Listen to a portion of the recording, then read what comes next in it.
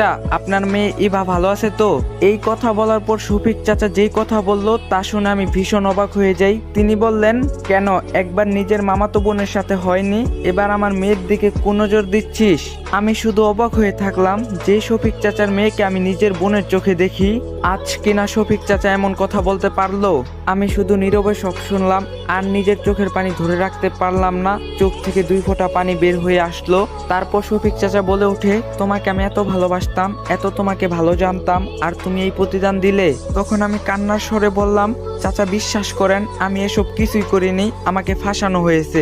শফিক চাচা বলল, ব্যাস অনেক হয়েছে, তুমি কিছু না করলে তো তোমাকে ফাঁসিয়ে অনেক বড় কাজ করা হয়ে যাবে।